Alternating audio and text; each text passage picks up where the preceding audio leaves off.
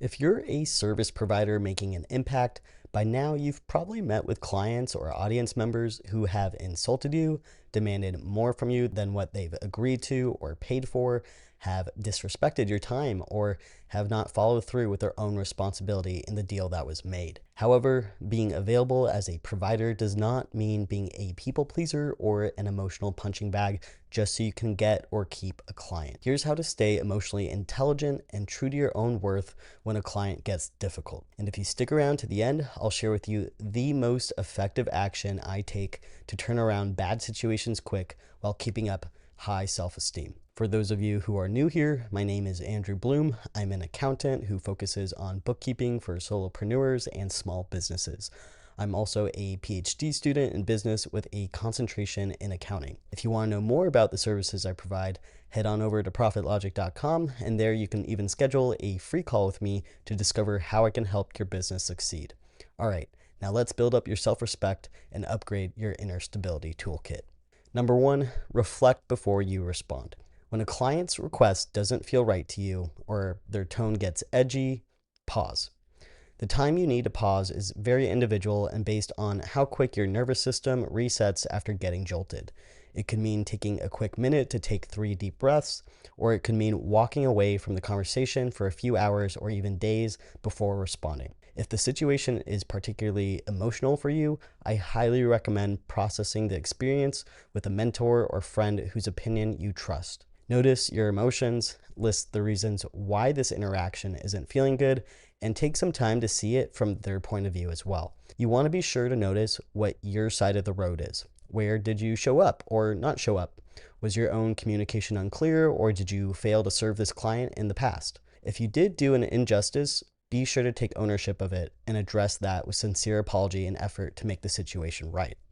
However, if your side of the road is clean and we're just dealing with a purely difficult client, remember that when emotional, a lot of people tend to resort to behaviors that help them survive in childhood or through trauma in adulthood, whether or not those behaviors are functional and constructive. So don't take it personally or villainize your client.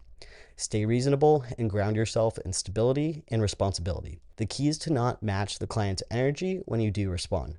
You want to meet fire with water and face a storm with strength and structure. So check in with your own principles and sense of integrity to your values. And if you have a high standard of professionalism and respectfulness, lead with that intention. Number two, reflect the emotion, not just the words. When a client is upset, their words are only part of the message. The deeper communication is emotional. If you respond only to the content, that is the facts, the complaint, or the surface level confusion, they may still feel unseen or dismissed. That's why it's crucial to mirror the emotion first before diving into any solution or correction. Start by identifying the underlying feeling behind their words. Frustration, disappointment, overwhelm, confusion, and name it calmly and respectfully. For example, you could say something like, "I can hear how frustrating this has been for you." Or, "It sounds like this has been really stressful. I'm here to help sort it out." Totally fair to be confused here. Let's walk through this together. So this isn't about over apologizing or taking blame that isn't yours. It's about validating their experience, which diffuses defensiveness and opens the door for mutual problem solving. When someone feels emotionally met, they shift out of reactivity and into collaboration. Reflecting their emotion shows leadership, emotional maturity, and poise, especially when you're dealing with tension. You're not just responding to what was said. You're responding to how it feels to them, and that builds trust and completely changes the playing field. You're in control here.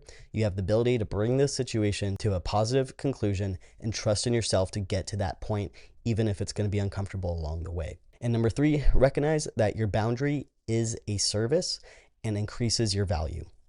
This is the moment to move from reflection into action. Setting boundaries isn't just permissible, it's essential to delivering high quality service with integrity. A clear boundary communicates self-respect, professionalism, and leadership. And far from diminishing your value, it actually increases it. Let's be clear, standards are not unkind. They're structure. You are allowed to name them. If a client is being demanding and you're still open to working with them, it's appropriate to charge for the additional work. If a client is being rude or disrespectful, it's time to state firmly, "I do not continue working in environments where I'm not treated with respect." Then you can close this project proactively and dismiss the client. If a client consistently misses deadlines, fails to respond, or delays deliverables, it's time to reassert or define for the first time what your expectations are for responsiveness and collaboration. Naming a boundary can feel really scary. You might fear losing income, a relationship, or inviting conflict. But here's the truth. If you've already taken the time to validate their concerns, any firm line you draw will land a lot softer because it's grounded in respect, not reactivity. And when you say no to a client who's draining or toxic, you make space for clients who do respect your time, pay you what you're worth, and follow instructions and communicate with integrity. There are many ways to earn income, but the cost of staying in emotionally depleting situations is far too high. Protecting your energy is part of the business model. Being kind does not mean being a doormat. You're allowed to say, I want to find a solution, but I can't continue under these conditions. That's emotional intelligence too. When a boundary is crossed, you get to name it. And if it's not respected, you have full permission to take the next step and protect your peace. That's not a loss. That is leadership. Okay, now that your emotional toolbox is feeling well stocked, I want to offer one final hack that's radically helped me process difficult client interactions faster and with much more clarity and confidence.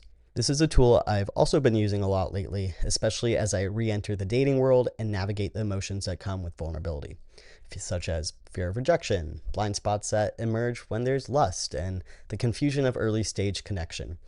So like many people pleasers, I've spent a lot of my life bending over backwards for others who didn't meet me with the same effort or care. But now that I'm running my own business, I'm committed to building relationships, both personal and professional, that are rooted in mutual respect.